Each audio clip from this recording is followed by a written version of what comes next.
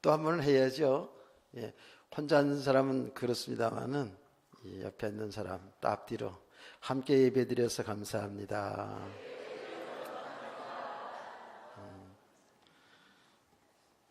꼭 두 분씩 해야 하지요. 자, 우리는 지금 고린도 교회의 그 문제들을 통해서 우리 한국 교회와 또 우리들의 문제를 잘 드러내 보면서 온전한 믿음의 사람으로 세워져 가고 온전한 하나님의 교회들로 세워져 가야 될 줄로 믿습니다.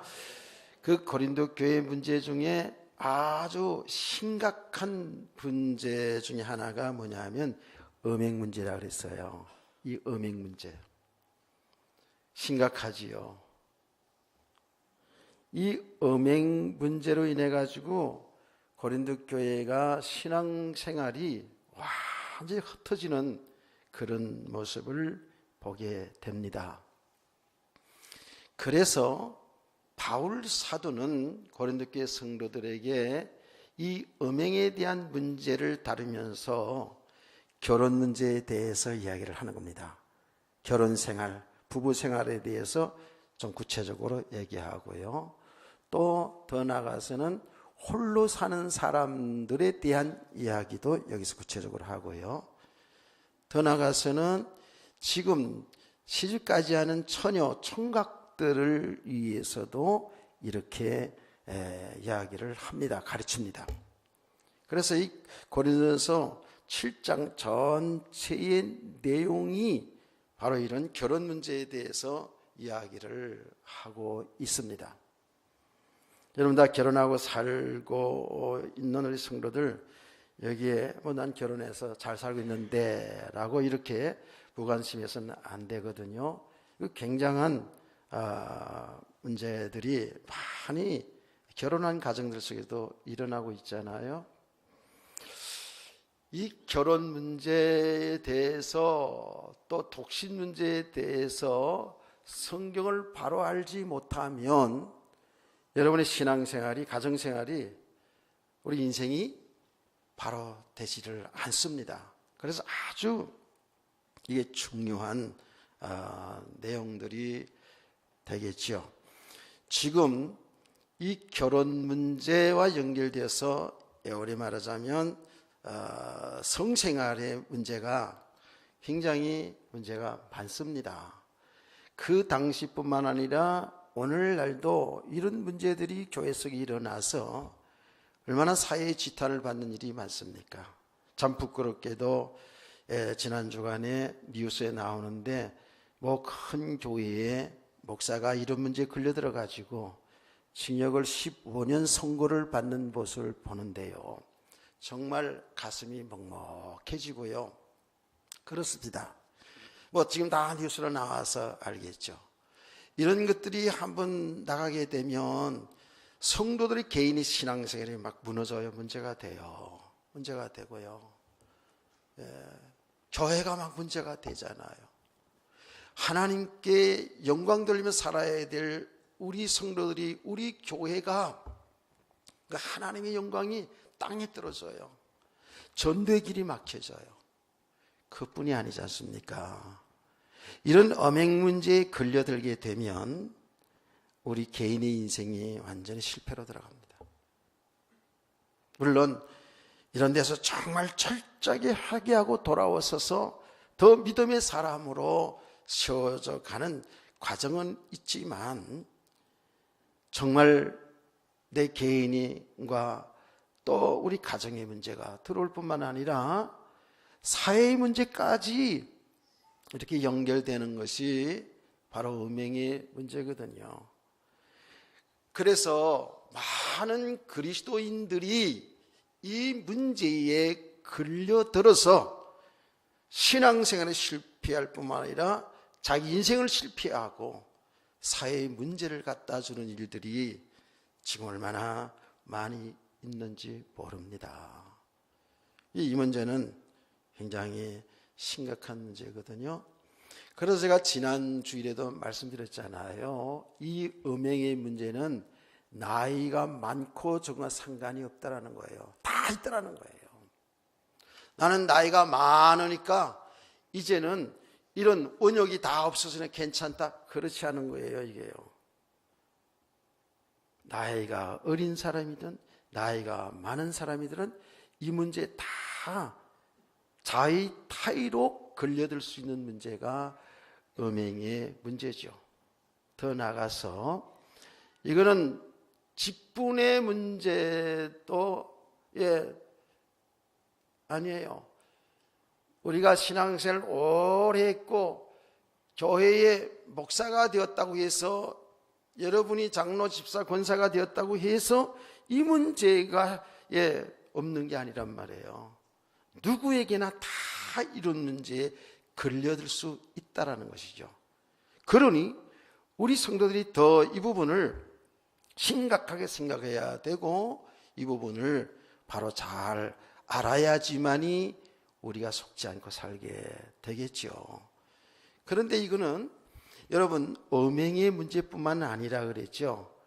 우리가 살아가는 날 동안에 우리가 좋아하는 것들을 추구하다 보면 우리는 심각한 인생의 문제가 오는데, 성도들이 바로 알아야 될 것은 이런 배후에 누가 역사하냐면 사단이 역사를 한다고요. 그래서 완전히 여기에 묶여서 신앙생활뿐만 아니라 삶을 실패하게 된다고요. 심각한 영적 문제가 온다라는 거예요. 그래서 제가 구체적으로 여러분에게 아주 자주 말씀드리지 않습니까? 이게 실질적인 이야기니까요. 여러분이 술 문제라든지 혹은 뭐 담배, 마약, 또 도박, 또 여러 가지 여러분의 뭐 취미생활 중에 게임 중독 뭐 많지 않습니까? 그러니까 우리가 육신적으로 좋아하는 것, 또 필요한 것, 이런 것들에 우리 생각과 마음이 집착이 될 수 있다고요. 그렇죠? 이렇게 되어지면 그거로 끝나는 게 아니라 그 배후에 사탄이 역사를 해서 거기에서 완전히 생각과 마음이 묶여져 가지고 그렇게 살다가 인생을 무너뜨리게 하나, 실패하게 만든다고. 이게 사탄의 역사거든요. 그래서 우리 성도들은 이 영적인 부분을 바로 알아야지만이 신앙생활이 속지 않고 승리하게 될 줄로 믿습니다. 제가 잘 아는 선배 한 사람이 있어요. 이분은 이걸 너무 좋아해. 이렇게 하니까 이건 뭐 사랑의 표시인지 아세요? 자, 앞을 저를 잘 보세요. 이 쪼이는 거를 너무 좋아해. 동양화를 너무 좋아하더라고. 나 실제로 얘기 들었어요. 여러분 고스톱 해봤어요? 해봤어요? 이 거룩한 사람들 다 모여가지고 안 해봤는데 저 해봤거든요. 근데 이거 막 쪼이는 거 이런 거, 이거는 저는 별로 좀 좋아하지는 않았어요. 근데 우리 선배는요 이걸 너무 좋아하는 거야. 나보고 옛날에 나보고 그래요. 이거 쪼이는 만 모르지. 그 옛날에 어른들은 알잖아요. 도리직구땡이라는 거 있잖아. 도리직구땡. 이 거룩한 사람들이라서 이걸 몰라서 참 이게 참 설명하기가 그렇게 힘드네. 그래서 장땡이 지금 하면 최고잖아, 그렇죠? 뭐 장땡이 최고인지 난 모르겠어. 하여튼 장땡이라 하더라고. 그런데 쫙 하트패가 들어왔는데 장땡이 장자가 들어왔어. 이게. 근데 그 다음 장이 똑같은 장이 오면 이거 최고잖아. 땡이잖아. 그래서 요거를 그냥 이렇게 조인다는 거예요. 그럼 비슷한 그림이 나오면 그냥 가슴이 텅텅텅하고 말이죠. 그 소리를 대단하다네 그게. 이게 내가 너무 실감나게 하면 이게 안 되는데 여러분도 가가지고 이렇게 하다가 딱 같은 장이 딱 나오면 그냥 그 장땡이죠. 이제.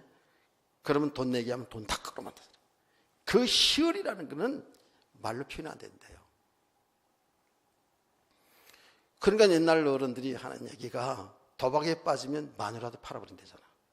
배는 게 없어 그냥. 이게 뭡니까?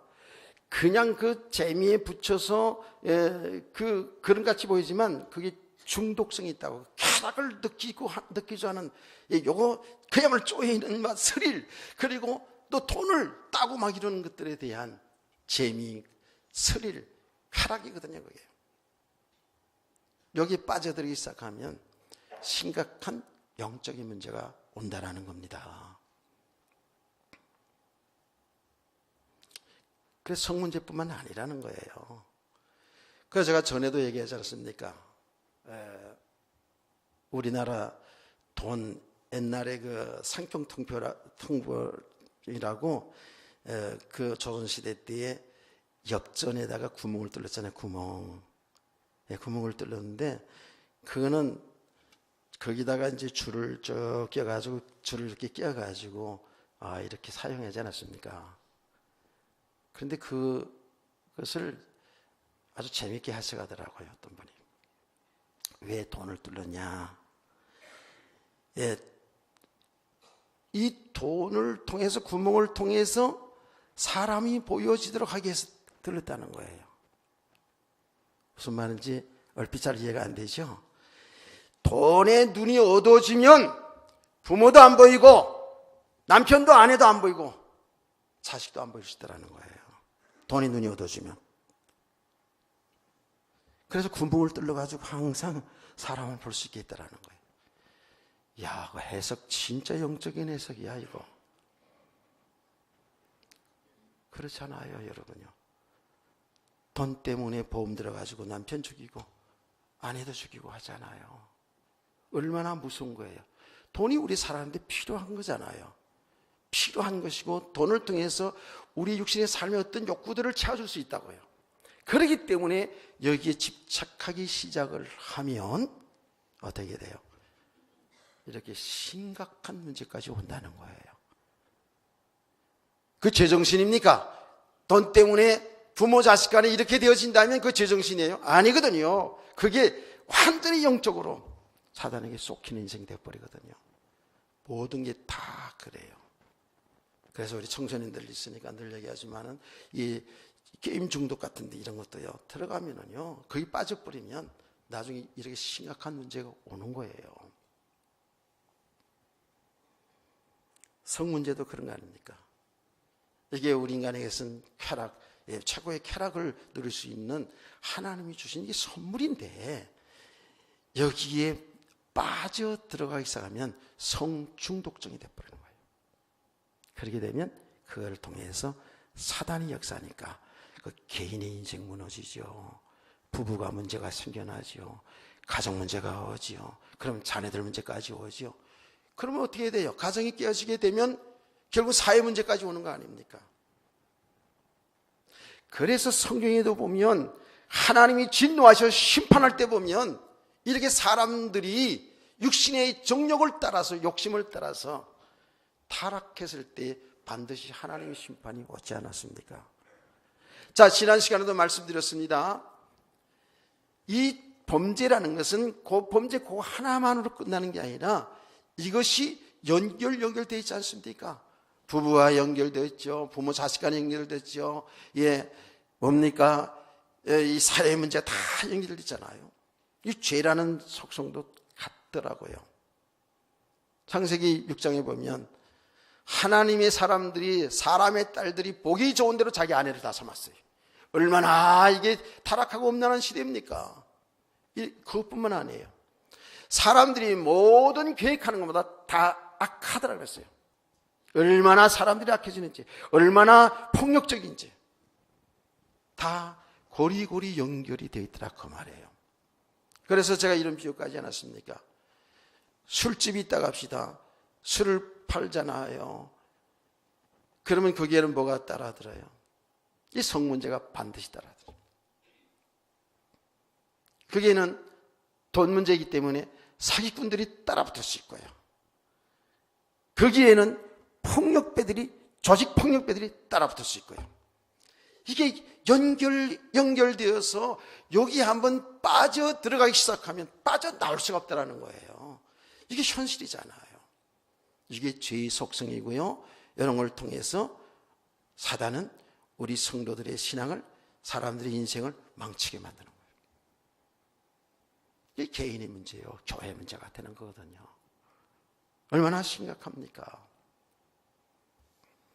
그래서 시대마다 개인이 되었던, 가정이 되었던, 그 나라가 되었던 이런 죄로 인해서 하나님의 진노의 심판이 받게 되는 내용들이 얼마나 많이 있습니까?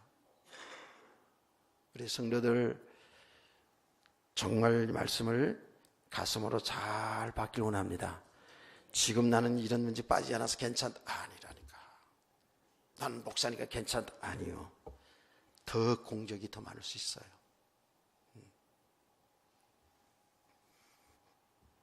그래서 그렇게 많은 믿음의 사람들이 믿음이 없어서 그런 게 아니라, 현재 구원받은 구원의 확신이 없어서 그런 게 아니라 순간 방심하게 되면 여기에 걸려들 수가 있어요. 물론 믿음의 문제이기도 하지요. 그렇죠?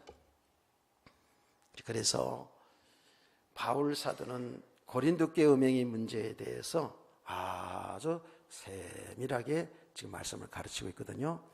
그런데 이 7장에 있는 내용들을 더 집중해서 옛날에도 많이 본 내용이지만 이번에 메시지를 하기 위해서 이렇게 말씀을 보니까 너무 아리까리한 거예요.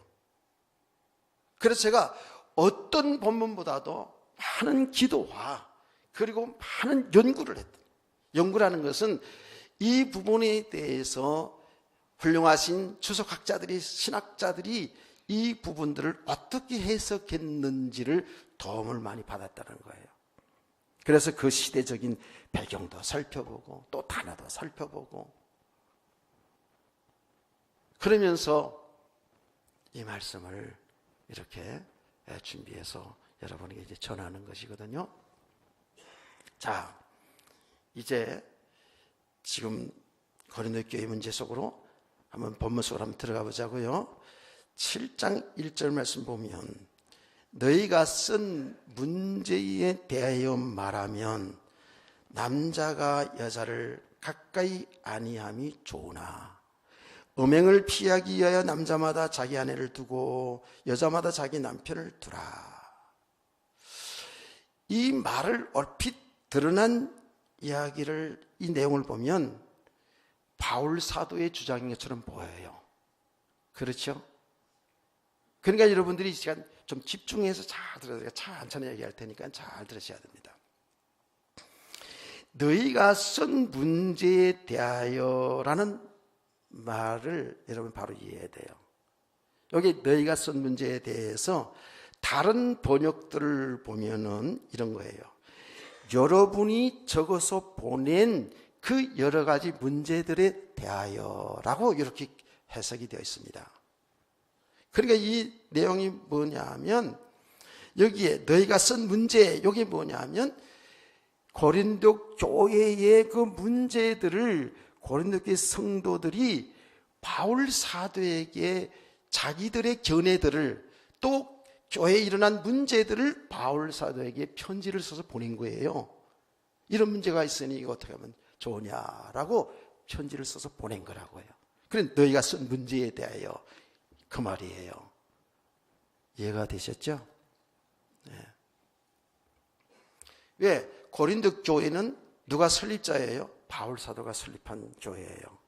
거기서 한 2, 3년 동안 이 사역을 하다가 에베소 교회로 선교하러 가지 않았습니까? 그런데 그 이후에 고린도 교회에 일어난 문제들이 엄청 심각한 거예요. 그래서 성도들이 바울 사도에게 이런 내용들을 적어서 보낸 그 문제에 대해서 이렇게 답을 준 내용들이 7장에서부터 16장까지 쭉 있습니다. 그래서 보면 이제 우상 제물에 대하여 또 연보에 대하여 헌금에 대하여 그들이 이제 기록해서 보낸 것을 하나씩 하나씩 답을 써서 보낸 것이지요. 그래서 여기서 남자가 여자를 가까이 아니함이 좋으나 하는 것은 바울이 그렇다라는 얘기를 한 것이 아니에요. 고린도교 성도들이 자기들의 지금 일어난 문제를, 자기들의 견해를 써서 보낸 것에 대해서 바울 사도에게 대한 이제 해명을 쭉 해나가는 거예요. 이해가 되셨죠? 예, 워낙에 설명을 잘하니까 다들 이해를 빨리빨리 하시는 것 같으네요. 예. 자, 그런데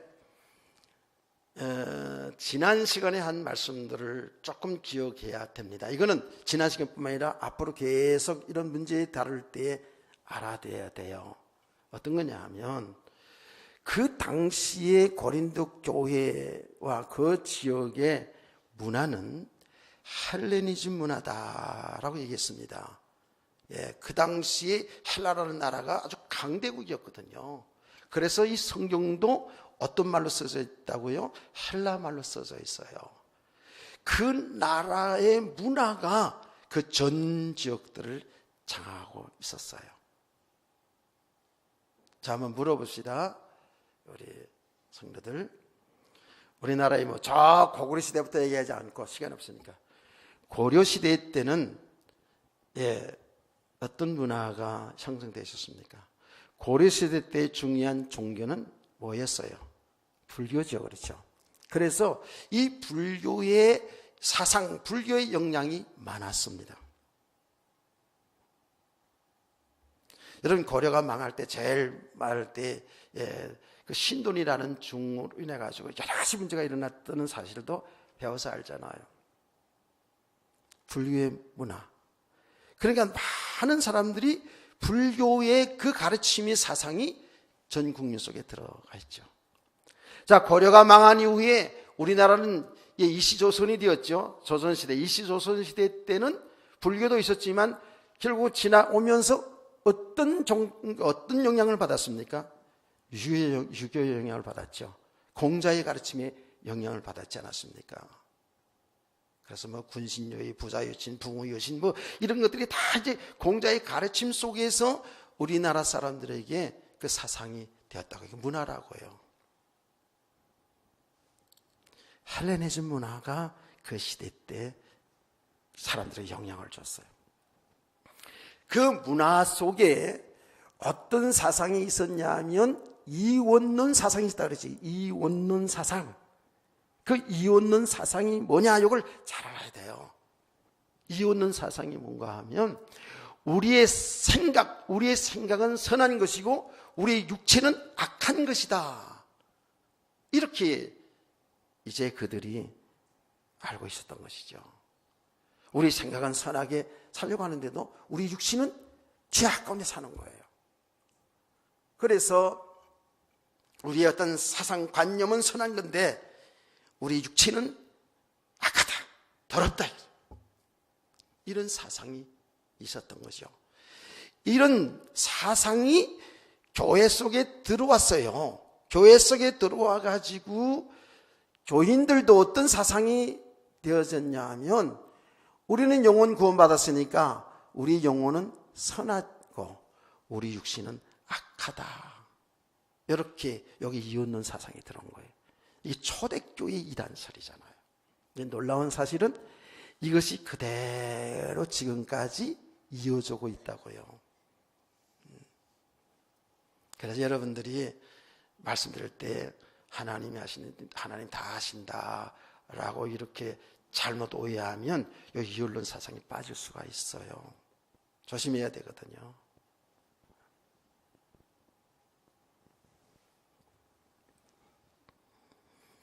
영은 선하고 육은 부익하다. 이걸 잘못 해석해가지고요, 이렇게 빠지는 경우가 굉장히 많습니다. 우리 한국교회도 많습니다. 그리고 이건 양극단으로 치우쳐지는 거예요. 그 당시도 지금도 이 언론 사상은 양극단이 되어지는 게 뭐냐 하면 이제 예수를 믿어서 구원받았으니, 영혼은 구원받았으니 육체는 어떤 죄를 범해도 괜찮다, 음행죄를 범해도 괜찮다라는 이런 사상이 고린도교에 있었을 뿐만 아니라 오늘날도 있다는 거예요.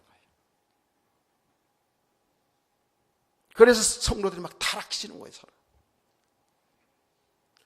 우리 성도를 잘 알아야 돼요. 저와 여러분은 예수를 믿을 때 이미 구원을 받았어요. 이미 구원을 받았어요. 그러나 아직은 우리가 구원에 완성되지 않았거든요. 이미 구원받았지만 아직은 뭐죠? 우리가 아직 옛날 육신, 옛날의 생각, 습관, 삶이 그대로 있단 말이에요. 그래서 우리 성도들은 두렵고 떨림으로 구원을 이루어나가야 된다라고 가르쳐요. 왜 그런지 아세요? 여러분 이미 구원 받았어요. 구원 못 받은 게 아니라 아직도 옛날 육신에 살던 그 생활 패턴, 생활 습관들이 그대로 있단 말이에요. 그건 저주의 삶이었고 사망의 삶이었거든요. 여기에서 빠져나와야 되거든요. 계속. 알아듣기를 주 여러분을 축원합니다. 여기 믿음의 가정이거든요. 그래서 우리는 두려워 떨림으로 구원을 이루어 나가고 있는 중이에요. 이걸 갖다가 성화의 과정이다. 성화의 과정을 이루어가는 거예요. 또 다른 표현으로 믿음의 과정을 가고 있다라고 얘기하는 거죠.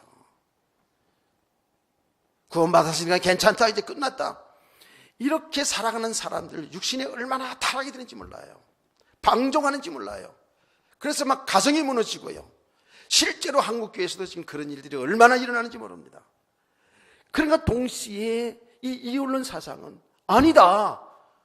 우리는 육신도 경건하게 살아야 된다. 특별히 우리 그리스도인들은 하나님의 말씀을 통해서 내가 거룩하니 너희도 거룩하라고 하지 않습니까? 경건하게 살아야 된다고 가르치지 않습니까? 그러니까 경건하게 살아야 된다.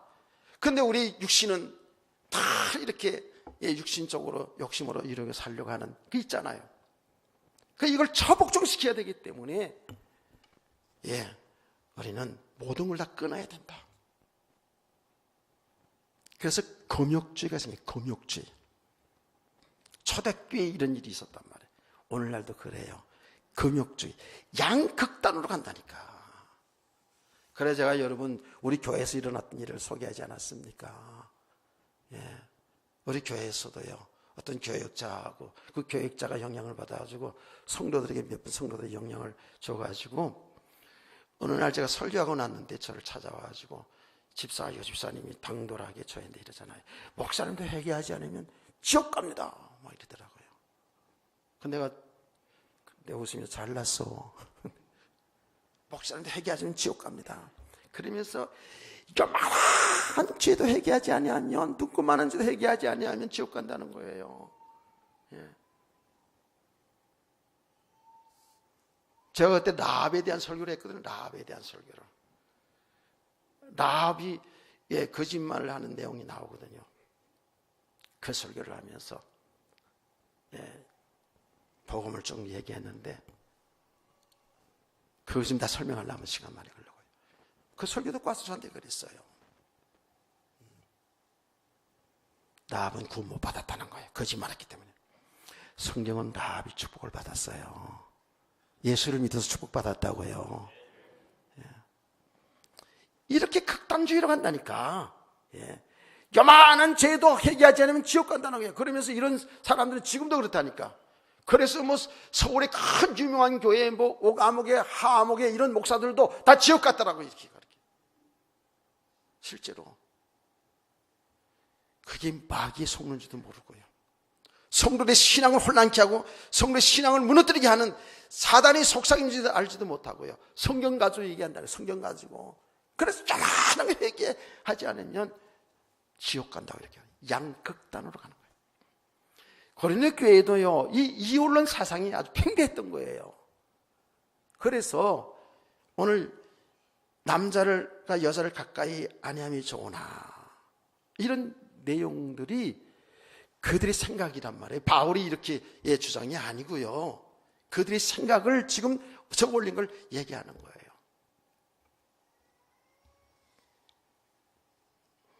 그러면서 이 금욕주의자들은요, 어떻게 얘기했냐면 그리스도인들이, 우리 성도들이 결혼을 했어도 이혼을 해야 된다. 이렇게까지 나가는 거예요. 이거요, 이런 사상들이요, 비슷비슷하게 많아요. 이 복음을 잘 못 깨달았으면 이혼해야 된다.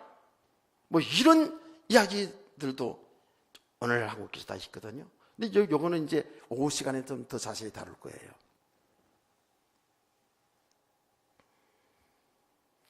이 금욕주의자들은, 그러니까 고린도교회 성도들 가운데 금욕주의자들은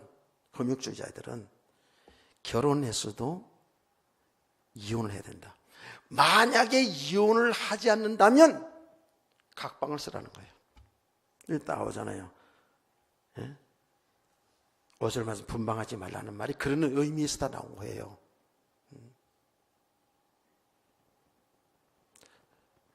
성경의 내용을 있잖아요.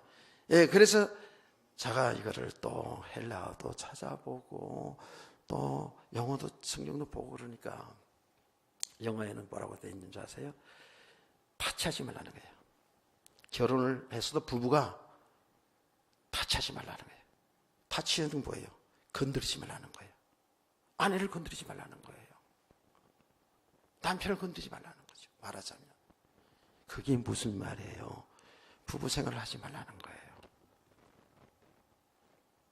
이 금욕주의자들이 이렇게 얘기하는 거죠. 얼마나 이게 지금 오해된 부분들입니까? 그러니까 두 가지야. 막 예수 믿어서 구원받았으니까 우리는 우리 영은 선하니까 아무렇게 살아도 된다는 식으로 음행죄를 막 범하고, 이게 아니다. 우리 그리스도인은 거룩하게 살아야 하기 때문에 금욕해야 된다. 금욕주의자들. 이것이요 초대교회를 강타하고요. 중세시대까지 이런 것이 다 연결되어 왔다니까. 오늘날도 지금 이런 부분이 있어요. 양극단으로 간다니까.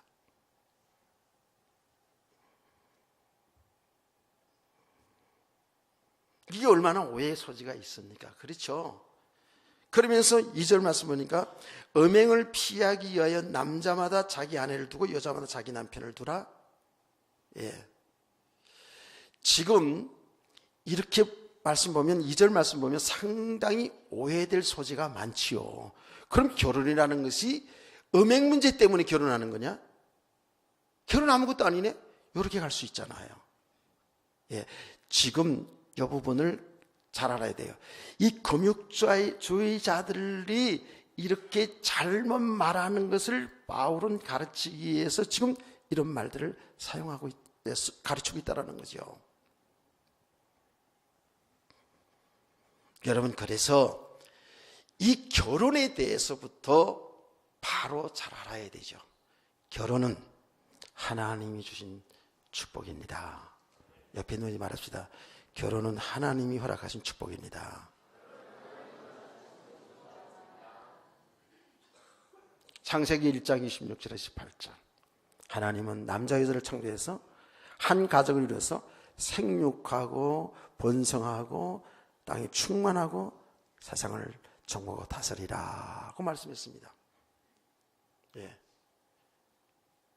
또 창세기 2장 18절에서 25절 말씀하시죠. 아담이 홀로 있을 때 아담이 혼자 있는 것 독처하는 것이 하나님 보기에 좋지 않았더라. 그러면서 어떻게 합니까? 아담을 잠자게 하고 아담의 갈빗대에서 하나를 뽑아서 여자를 만들었어요. 아멘. 그래서 한 가정을 이루도록 하나님이 주리하신 거예요. 하나님이 부부를 허락하신 거예요. 그때에 아담은 그 하와를 하나님이 만들어준 하와를 보고 어떻게 했어요? 너무너무 그냥 사랑에 빠졌어요. 여기에 한눈에 반했다는 거예요. 한눈에 뿅 갔다는 거예요. 물론 그때는 하와밖에 없었으니까.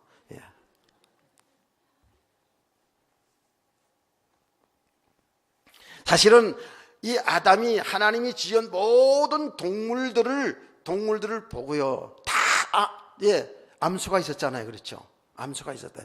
그거를 보면서 나는 내 짝은 나와 같은 생긴 거 하나도 없네. 이런 거 있었을 거예요. 분명히. 그렇잖아요. 저건 나와 상대할 그런 존재들이 아니구나 하는 걸 아담은 알았잖아요. 그런데 하나님이 아리따운 여자를 탁 만들어주니까 얼마나 좋았겠어요. 그러니까 뭐라 그랬어요? 여자를 보고 하와를 보고 내 뼈 중에 뼈요 살 중에 살이다. 둘이 한 몸을 이루어서 결혼하셨습니다. 할렐루야. 둘이 한 몸을 이뤘다. 하나. 그래서 남자와 여자는 원래 하나였잖아요. 근데 짝을 찾은 거예요. 자, 부부끼리 앉은 분은 이럴 때 부부끼리 앉으면 참 좋은데, 부부 세미는 아니지만 옆에 있는 부부끼리 앉은 분만 얘기하세요. 당신은 나의 영원한 짝입니다. 이럽시다.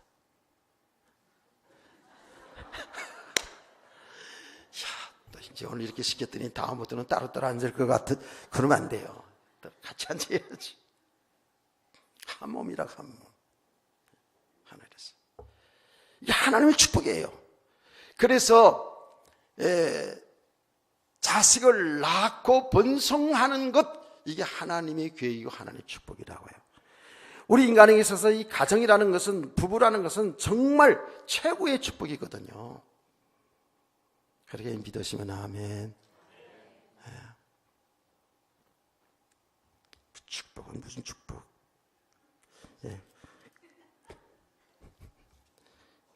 내가 지금 여기서 약간 똑같은 말이 이렇게 나올 것 같아서 내가 지금 이렇게 절제하고 있는 거예요. 축복은 무슨 축복? 아이고, 그 인간 만나서 내 팔자가 완전 꼬였는데, 이러는 사람들이 있을 수 있어요. 아니요.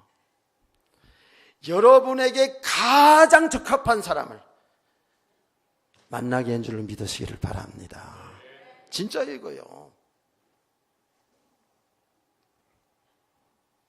이제 이렇게 믿음이 안 되시면 이렇게 보이질 않고요. 예. 얼마나 축복이에요, 이게. 하늘 준 축복이에요.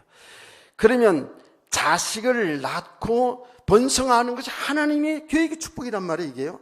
그 말은 그 의미는 뭐예요? 우리 인간에게 성을 주셨는데 성은 하나님의 선물이에요. 아멘. 우리 인간이 살아가는 가운데 모든 것을 다 주었는데 그 중에 우리 인간에게 성생활을 주신 것은, 성을 주신 것은 하나님의 선물이 축복인데, 문제는 뭐냐 하면 너무 좋으니까 또 이거를 남용하거나 오용하는 데 문제가 있다는 거예요. 이해가 되시죠? 남용하거나, 너무 좋다고 생각되니까 남용한다고요. 잘못 사용한다고요. 여기에 문제가 오는 거예요. 맞잖아요. 성경은 철저하게 창세기에서부터 신약 예수님의 가르침을 보면 한 남자와 한 여자가 결혼하여서 영원히 살도록 창조한 거예요. 아니, 주님 앞에 가는 그날까지 살도록. 할렐루야. 오용을 한다고요. 남의 남자, 남의 여자를 보는 게 오용이에요. 잘못 사용하는 거예요. 성경에서는 한 남자와 한 여자를 결혼해 살게 한 거거든요. 성경의 가르침은 철저하게 결혼의 동시에 한 남자와 한 여자, 일부일처를 주장해요. 구약시대에 아직 복음에 대한 지를 잘 모를 때에 자녀 많이 낳아야지만 생육과 번성이라는 이쪽만 생각하고 여러 가지 여러 부인들을 두고 사는 역사들이 있잖아요. 근데 성경은 창세기 2장서부터 예수님이 가르침까지 한 남자 한 여자거든요. 그래서 이게 오용을 한단 말이에요. 우리 주신 축복을, 우리 주신 성의 이 귀한 선물을 갖다가 오용하는 거예요. 더 나아가서는 남용한다고 해요. 남용이 뭐예요? 쓸데없이 그냥 다른 데 가서 힘을 발휘하고 말이지. 남용해요. 그러면 다 이게 뭐예요? 문제가 오는 거예요. 음행죄가 되잖아요.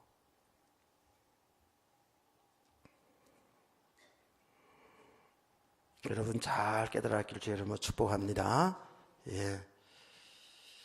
그래서 바울 사도는 이런 금욕주의자들에 대한 이야기, 음행죄를 범하고 있는 사람들에 대한 양쪽으로 지금 다 얘기하고 있는 거예요, 지금.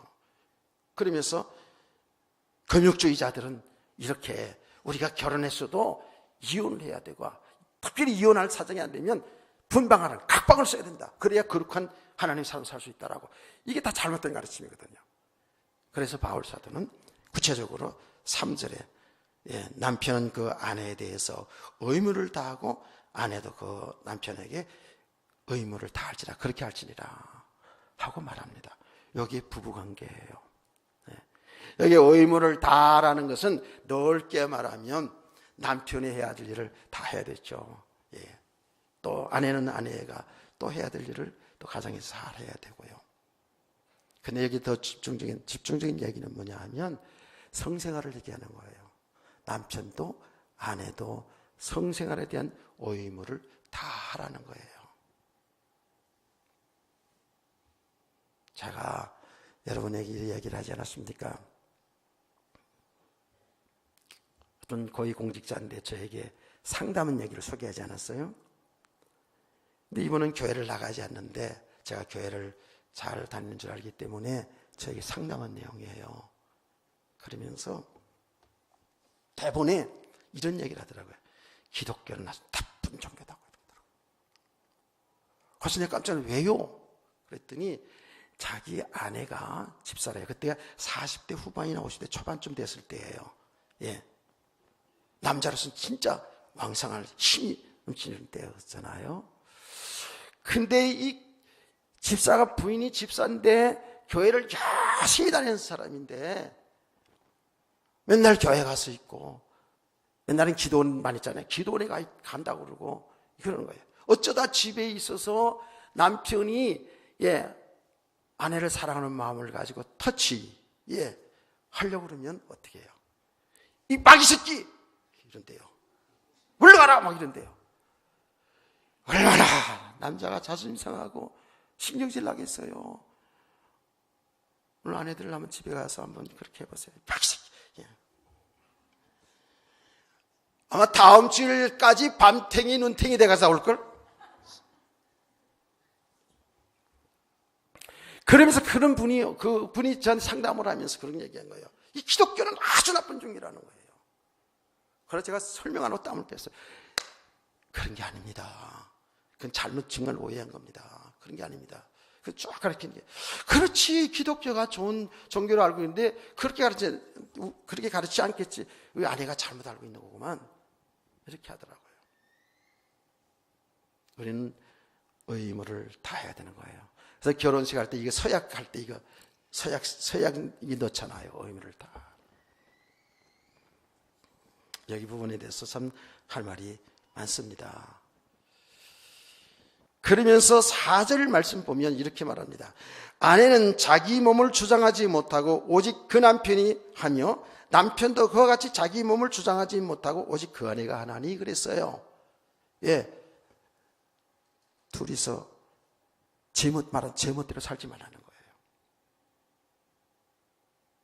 나는 남자니까 괜찮다고 그러고 제멋대로 살고, 너는 조광지처니까 너는 가정만 지켜.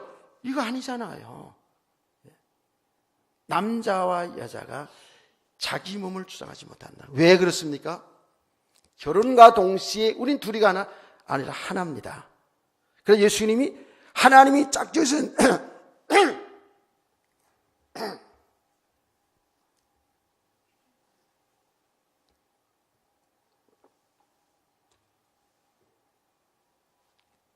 죄송합니다. 제가 금요일날부터 좀 감기 기운이 있어가지고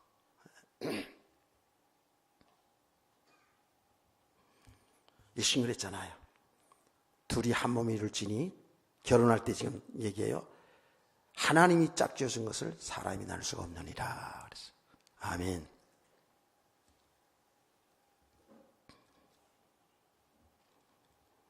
하나이기 때문에 내 것이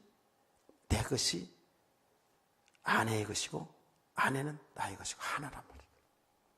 마음대로 살 수가 없어요. 그런데요, 이 말이 굉장히 좀 충격적인 그런 내용은요, 여러분 잘 모르지만은 그 당시에 지금 1세기죠. 이게 지금 1세기 시대에 일어났던 일인데 그 당시의 유대 문화는 어땠냐? 여자를 수혜도 취급하지 않았죠. 여자를 그냥 아주 우습게 알았어요. 그럼 오병이의 기적의 역사 때도 보세요. 그때 여자 숫자가 들어갑니까? 안 들어가요. 남자는 5천 명이 먹었다고 그러거든요. 그 여자들이 더 많았을 텐데 안 들어갔어요. 여러분, 구약시대 출애굽할 때에 이스라엘 백성들이 출애굽한 사람 여자 세었습니까? 안 세었어요. 장정만 60만이었다 그랬어요. 그래서 여자 어린아이들 다 하면 한 200만의 사람들이 출애굽했다고 우리는 얘기하잖아요. 그만큼 뭐예요? 여자를 아주 우습게 알던 시대예요. 막 그냥 소모품 정도야. 그래서 이제 5시간에 이 부분을 좀 더 자세히 얘기할게요. 막 버려도 되고 막 이래요. 이런 가운데 하나님의 복음은 얼마나 확실하게 갑니까? 남자 여자가 동등한 거란 말이에요.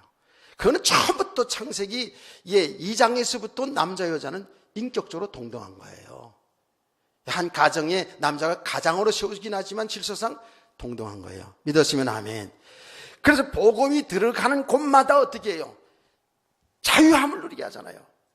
그래서 노예 신분 제도가 바뀌어져 가고요. 이 여성들이 이렇게 눌려 있었던 이런 남존여비 사상으로 가득 차 있던 그 때나 우리나라도 복음이 들어오면서 여건이 신장된 줄 믿으시기 바랍니다. 그렇잖아요. 여러분 우리 여사 성도님들은요, 예수 믿고 이렇게 구원받고 신앙생활하는 게 얼마나 정말 이런 부분에서 축복이고 자유함인지 몰라요. 안 그래요? 여자들이 오지, 우리나라에서도 그래, 여자들이 오지 감히 남자들 옆에 다 앉아 있어요. 그렇지 못했어요. 7세 부동석이었는데.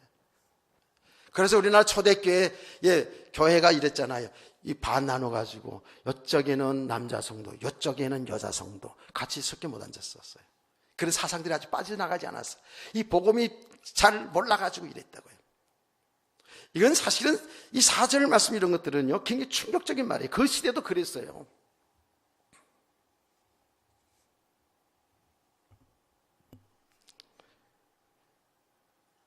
남자라고 해서 여자라고 해서 지멋대로 살아서는 안 된다는 거예요. 이게 우리 결혼 생활의 삶인 줄 믿으시기 바랍니다. 부부 생활이라고요. 한 남자와 한 여자. 그런데 요 근래 와서 있잖아요. 지금 미국도 그렇고요. 이 동성애가 지금 왕성한 이런 나라들은요, 한 남자와 한 여자를 고쳐서 한 사람과 한 사람의 결혼을 이렇게 고쳐간다. 얼마나 심각해요. 그 법이라는 게 굉장히 중요하잖아요. 우리나라에서도 이제 그런 법 때문에 어느 그 말 때문에 단어 때문에 막 이렇게 국회에서도 막 논쟁이 일어나고 그러잖아요. 어떤 거? 자유민주주의 국가에서 자유를 빼앗는 그냥 민주주의 국가. 이거 굉장히 의미가 있거든요. 우리는 평등한 시대를 살았는데 사람이 평등한 시대를 열어가자는 거거든요. 대한민국 국민에게 평등권을 주는 게 아니라 사람에 대한 평등권을 주자. 이제 이렇게 단어. 그러면 이게 엄청 포괄적이거든요.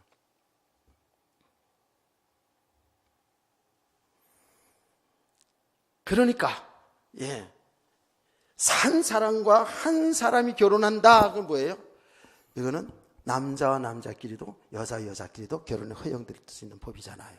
이게 동성연애 법이거든요. 이게 교회들마다 지금 나라들마다 막 들어온다니까 지금. 이게 얼마나 무서운 거예요. 우리는 한 남자와 한 여자가 결혼하여 모든 부분에서 의무를 다하며 하나님께 영광 돌려야 될 줄은 믿습니다. 5절 말씀입니다. 서로 분방하지 말라. 다만 기도할 틈을 얻기 위하여 하루 이상 얼마 동안은 하되 다시 합하라. 이는 너희가 절제하지 못함으로 말미암아 사탄이 너희를 시험하지 못하게 하려 함이라 그랬어요. 이 분방하지 말라라는 이 말도 지금 바로 금욕주의자들이 있어서 이런 이야기들을 하기 때문에 이렇게 얘기하는 거예요. 결혼해서 한 방에 사는 거 당연한 건데, 고린도 교회의 문제 속에 이런 금욕주의자들이 있어서 결혼한 사람도 각방을 써야 된다. 이혼하지 않았다면 이런 것들이 들어왔기 때문에 이렇게 가르치는 거예요. 그래서 바울 사도는 특별하게 어떤 기도를 하기 위해서 방을 따로따로 쓸 수는 있겠지만, 그러나 그 기도 기간이 끝나면 빨리 합해라는 거 아닙니까? 왜 그렇다고 그랬어요? 사단이 텀을 탄다 그랬잖아요. 그래서 사단이 텀을 탄다는 거예요. 그렇잖아요. 아까도 제가 그런 실례를 들었습니다마는, 여자 성도가 말이죠, 여자 집사가 자기 남편 두고 막 새끼라고 그러면서 자꾸 분방하고 막 이러면 어떻게 됐어요? 남자는 그래, 여기 ABC가 막 나오겠지만, 여자가 너 하나냐 막 이러면서 말이죠, 밖으로 놔둘지 않겠어요? 그렇죠? 밖으로 놔둔다고요. 막 창기들도 있고 막 이렇지 않습니까? 이렇게 되면 어떻게 되냐고요? 이게 사단이 속는 거 아닙니까? 이렇게 되면 가정이 깨지는 거 아닙니까? 교회가 무너지는 거 아닙니까? 사단이 텀을 타지 못하게 하라는 거예요. 그래서 우리 성도들은 특별한 경우 아니면 분방하지 말고 저를 아끼고 사랑하며 살아야 될 줄 믿습니다. 아멘은 안 하는 이유는 또 뭐야 이게? 참나. 어떤 분은 얘기하더라고요. 내가 그제 얼마 전에도 얘기 들으니까,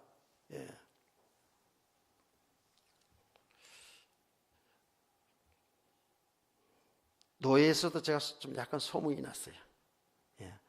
전 목사는 정말 아내를 너무 짓고 사랑하는 인고 부부라고 소문이 났어. 그래서 어디를 가든지 나는 이렇게 방을 따로 주지 않으면 안 가. 나 이렇게 하거든요. 인고 부부긴 맞아요. 그런데 그 왜냐하면 내가 코를 많이 골거든. 그래가지고 남들하고 자면 나도 잠 못 자고 내가 신경 써 다른 사람 잠 못 자게 하는 이런 일이 있어요. 이 비밀인데 청기도시. 근데 우리 아내는 천생연분이라 내가 아무리 코를 골아도 옆에 잘 자요. 이게 천생연분이라고 그러는 거예요. 그래서 어디를 가든지 아내하고 같이 자야지 나 편하게 자지, 다른 사람들하고 자면은요, 이게 다른 사람 피해 주니까 내가 신경 쓰이더니 내가 잠을 또 못 자는 거예요. 미치는 거야 이제. 얼마 전에도 일본 여행 갔을 때에 이게 뭐 그때는 부부가 안 가고 우리 정치견들만 갔거든요. 다다미 방에, 작은 다다미 방에 그냥 둘이서 들어가 자라는 거예요. 둘이 아침에 일어나는데 나 같이 잔 목사님, 나는 아침 일찍 깨거든요. 한 4시면 깨요. 어디 가든지. 일찍 보니까 같이 나란히 이렇게 잤었는데 이 양반 거꾸로 자고 있더라고. 그 일어나더니 나보고 그래, 목사님 대단하대요. 난 그 말이 대단하다는 말은 뭔지 알거든요. 그래서 거꾸로 잤구나. 거꾸로 자면 조금이라도 나으니까.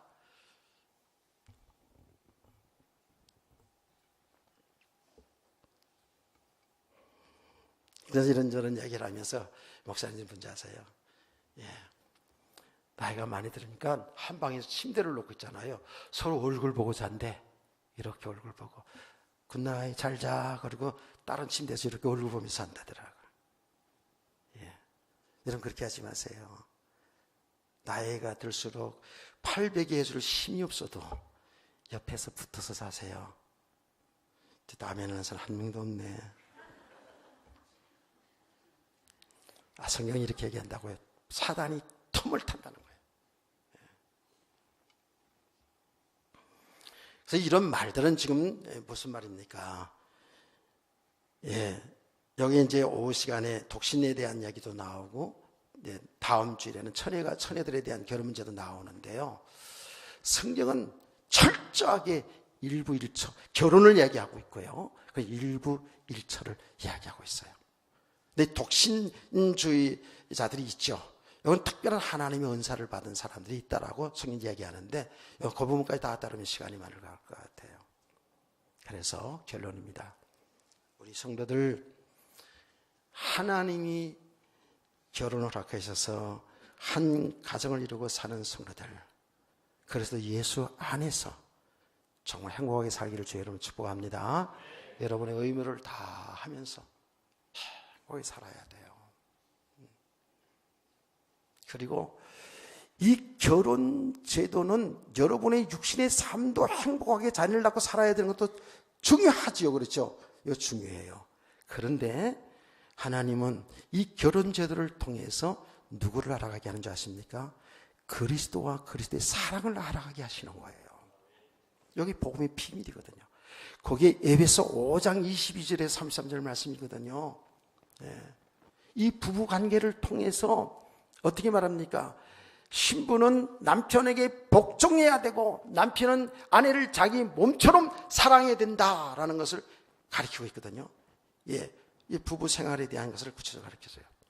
그런데 그 부부 생활에 대한 가르침도 당연한 거지만 더 중요한 것은 그 부부 생활을 통해서 우리의 영원한 신랑 되신 그리스도를 알아가고 그리스도가 우리를 얼마나 사랑하는지를 깨달아 알아가는 비밀이 부부에게 있는 줄 믿으시기 바랍니다. 이게 얼마나 중요한지 몰라요. 그럼 부부 생활을 거부한다는 것은 그리스도의 사랑을 알지 않겠다는 뜻도 돼요. 우리는 다른 배경에서 자라왔기 때문에 부딪히는 게 많을 거예요. 이거는 평생 가는 거잖아요. 그렇죠?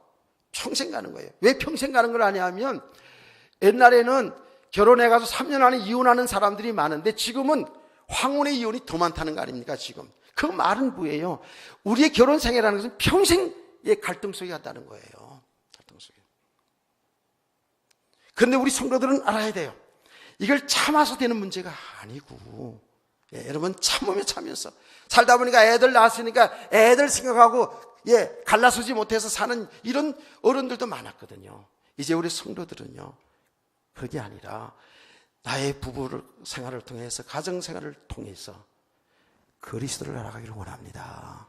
그리스도의 사랑을 알아가기를 원합니다. 얼마나 축복인지 몰라요. 그래서 그리스도 예수 안에서 한 가정을 이루어서 하나님의 뜻을 이루어가는 하나님께 영광 들으며 살아갈 수 있는 성도들 되기를 주의로 축복합니다. 나 혼자 사는데요, 나 호랩인데요, 가분데요. 여러분 해당 사항이 이제 오후 시간에 할 겁니다. 그래서 이건 한 번도 빠지면 안 될 것 같잖아요. 중요한 우리 실제의 문제거든요. 다시 말합니다. 우리 모든 성도들은 결혼은 하나님 주신 축복이에요. 우리에게 주신 성은 하나님의 선물입니다. 이걸 오용하거나 남용하지 않고 정말 부부지간에 성실하게 의무를 다하면서 하나님이 주신 축복을 누리며 하나님의 영광을 돌리며 살아갈 수 있는 성도의 가정들 되기를 주의 이름으로 축복합니다. 찬송 380장 찬송을 부르면서